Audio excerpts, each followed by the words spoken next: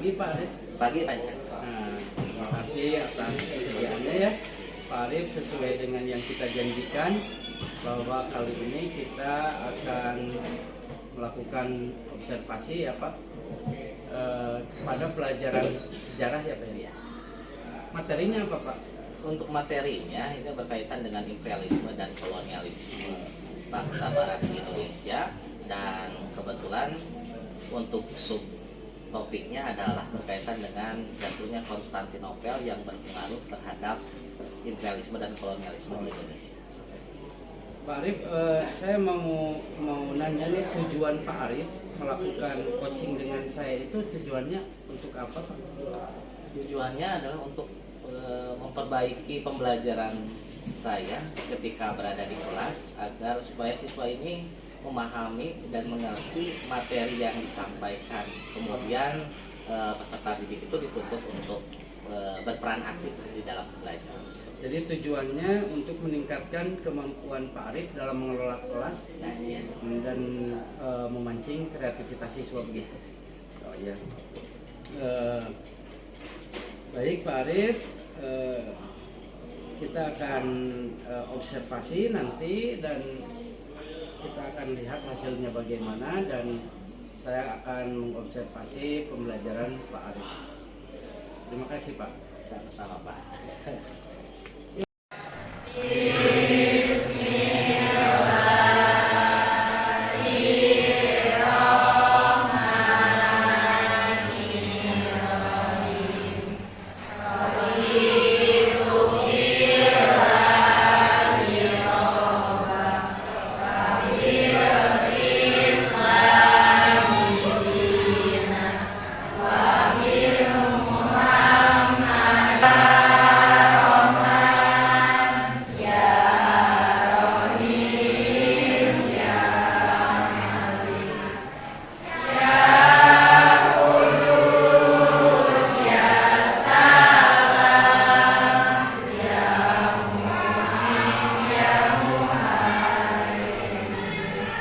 Mulai.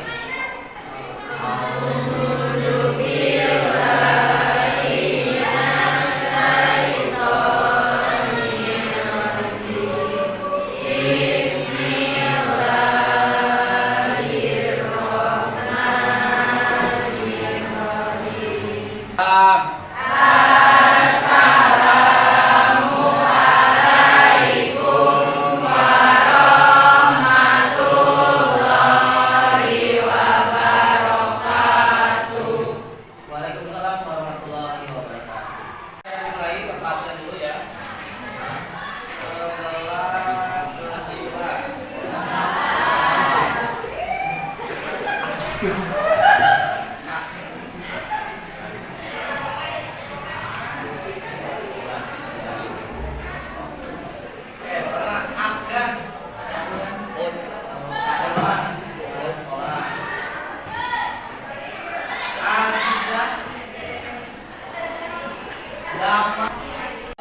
Yang hadir pada kali ini cukup banyak, hampir sekitar 96%.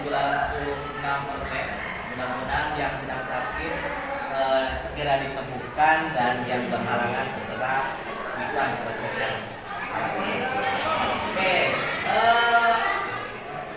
motivasi kali ini Bapak sampaikan, ada pepatah dari seorang tokoh hebat, tokoh global yang bernama Nelson Mandela, yang mengatakan senjata yang paling ampuh untuk mengubah dunia bukan bom nuklir, bukan bom hidrogen ataupun dan sebagainya, tetapi senjata yang paling ampuh untuk mengubah dunia adalah pendidikan. Maka itu pendidikan ini adalah hal yang sangat penting bagi perkembangan bagi diri kamu sendiri dan bagi perkembangan bagi bangsa dan negara Indonesia. Ingat, materi yang akan kita pelajari, Bapak ingin mengulas kembali materi yang sudah Bapak sampaikan ataupun yang sudah kita bahas di pertemuan sebelumnya. Materinya masih tentang berkaitan dengan imperialisme dan kolonialisme. Masih ingat imperialisme itu apa? Apa sih imperialisme? Kemudian ada yang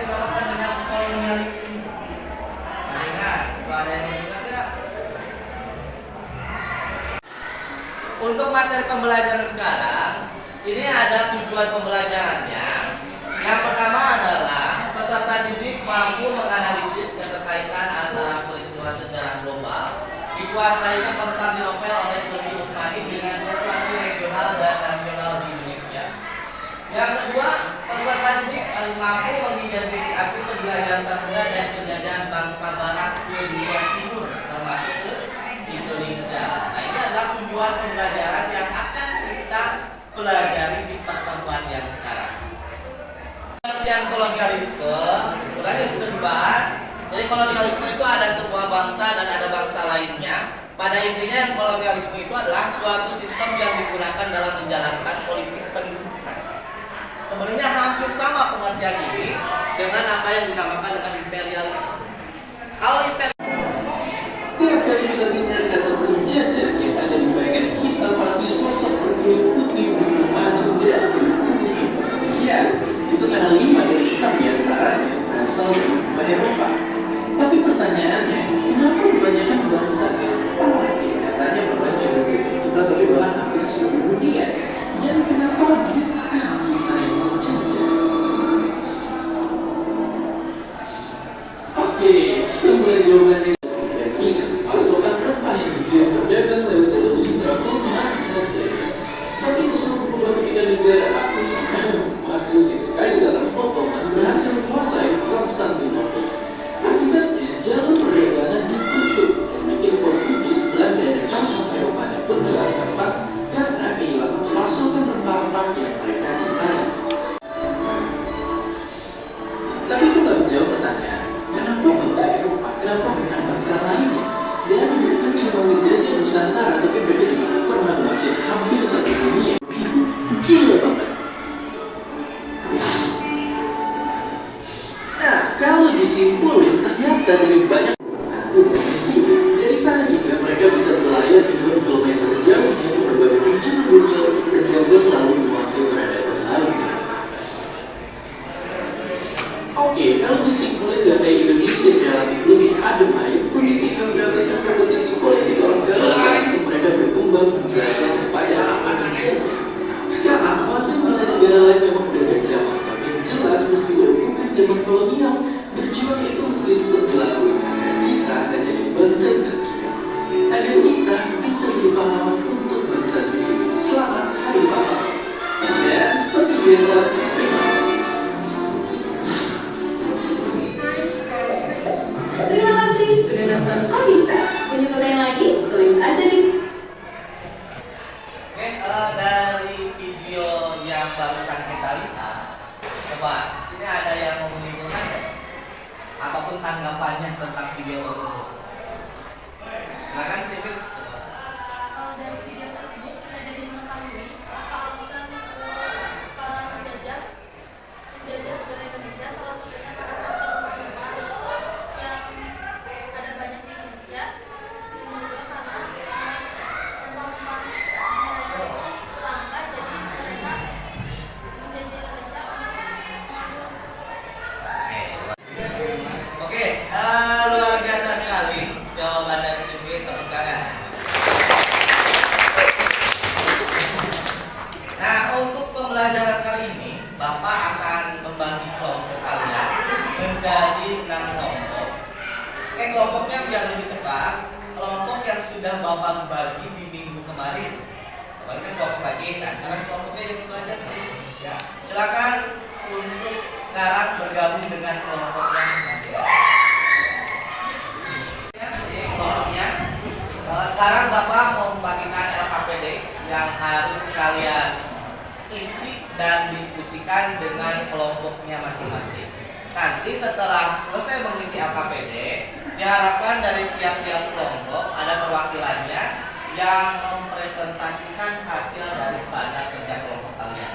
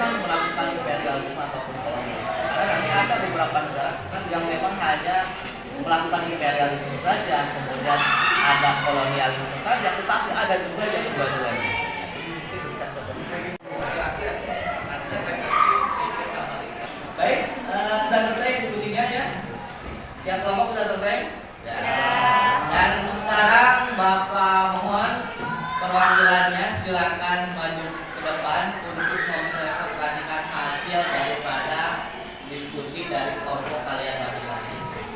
Silakan, siapa yang mau pertama kali? Cindy, silakan.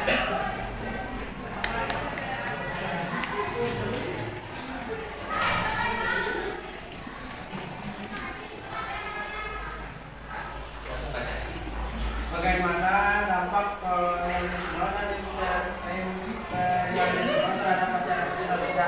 Jelaskan dampak tersebut dalam berbagai bidang seperti ekonomi, sosial, dan budaya. Dampak kolonialisme dan imperialisme terhadap masyarakat Indonesia adalah ekonomi, eksploitasi sumber daya alam secara besar-besaran, perkebunan paksa, dan sistem tanam paksa menyebabkan kemiskinan dan ketergantungan ekonomi. Yang kedua, sosial. Terjadinya perpecahan sosial, perubahan struktur sosial, dan muncul kelas sosial baru. Yang ketiga, budaya. Adanya akulturasi budaya, namun juga terjadi penindasan terhadap budaya asli. 4. Politik. Kurangnya kemerdekaan dan otonomi daerah serta munculnya perlawanan rakyat. 2. Mengapa perlawanan rakyat Indonesia terhadap penjajahan selalu mengalami kegagalan pada awalnya? Jelaskan faktor-faktor yang menyebabkan kegagalan tersebut. Penyebab kegagalan perlawanan rakyat Indonesia adalah perbedaan senjata.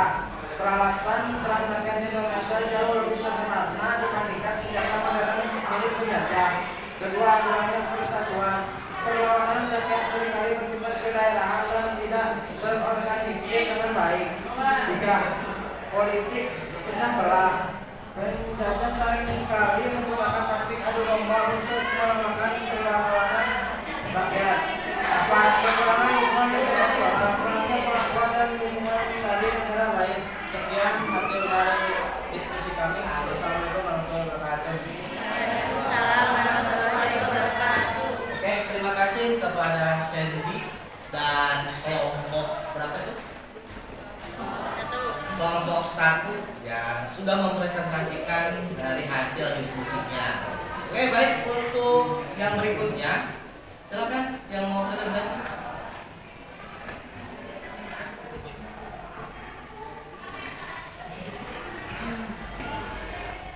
Jelaskan perbedaan antara kolonialisme dan imperialisme. Membawa masing-masing konsep tersebut dalam sejarah Indonesia. Perbedaan kolonialisme dan imperialisme.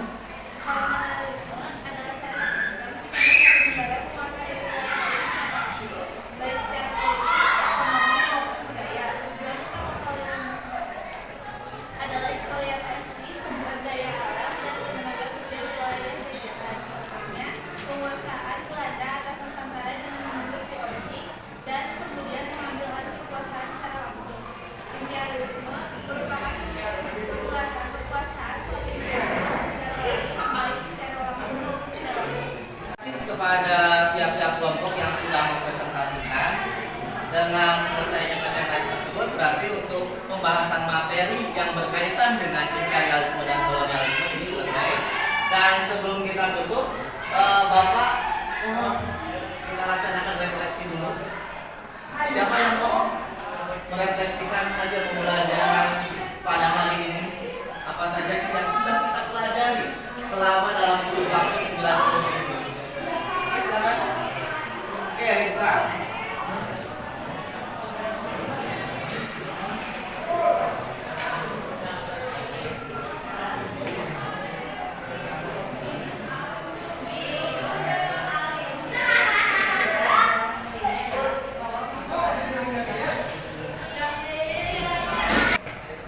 Jadi refleksi dari pembelajaran pada hari ini adalah bahwa kolonialisme dan imperialisme bangsa barat di Indonesia terjadi akibat dari beberapa faktor.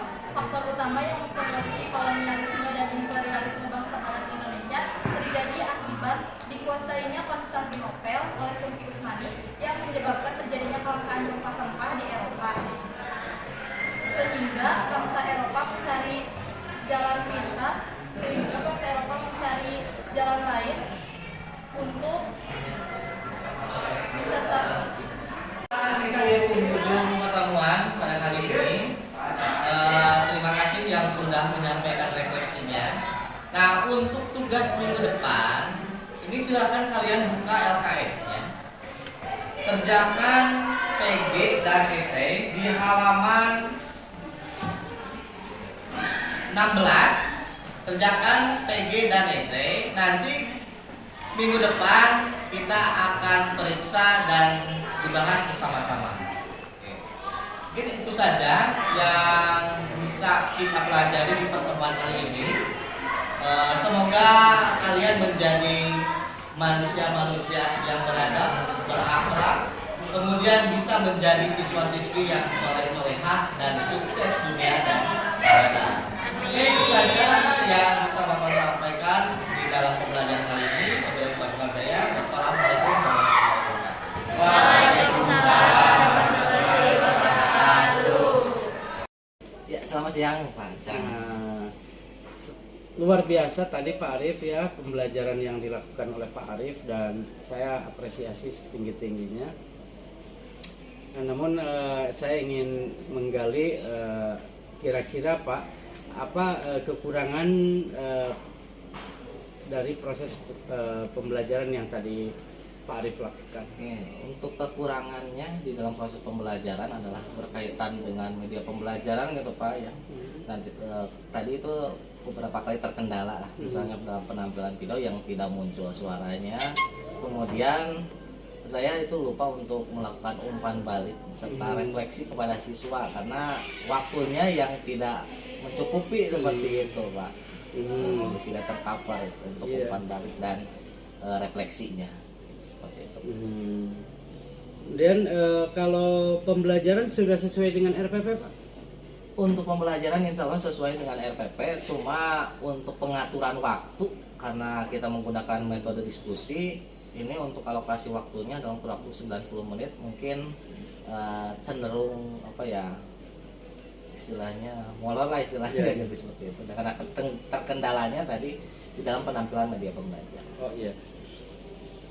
Baik Pak Arif, jadi kendalanya tadi adalah kendala teknis di media pembelajaran, kemudian lupa untuk meminta umpan balik kepada siswa, kemudian dari segi manajemen waktu yang cenderung molor, itu kendalanya. Kira-kira apa yang harus Pak Arif lakukan untuk perbaikan selanjutnya?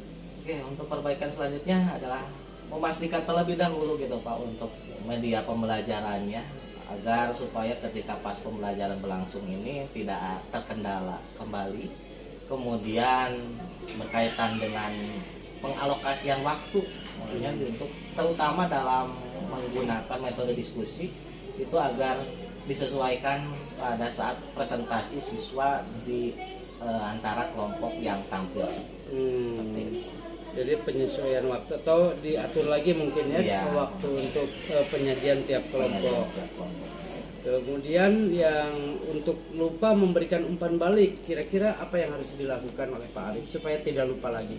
Nah mungkin untuk melakukan umpan balik itu yang harus dilakukan oleh saya adalah itu kan menampilkan slide di PowerPoint ya Pak, yang ditampilkan di sana. Ya, tampilkan juga lah di slide PowerPoint-nya untuk umpan baliknya. Oh, ditampilkan di slide ya. Jadi nggak bakal lupa ya Pak? Iya. Oke, Pak Arif. Untuk perbaikan-perbaikan di tahap berikutnya ini kapan akan dilakukan? Insya Allah untuk perbaikan yang akan saya lakukan di minggu yang akan datang. Oke, terima kasih Pak Arif. Jadi insya Allah minggu yang akan datang kita akan tindak lanjuti lagi supaya tujuan Pak Arif untuk memperbaiki kualitas pembelajaran Pak Arif bisa tercapai. Ya, terima kasih Pak Arif. Sama-sama Pak Jan. Assalamualaikum warahmatullahi wabarakatuh. Waalaikumsalam.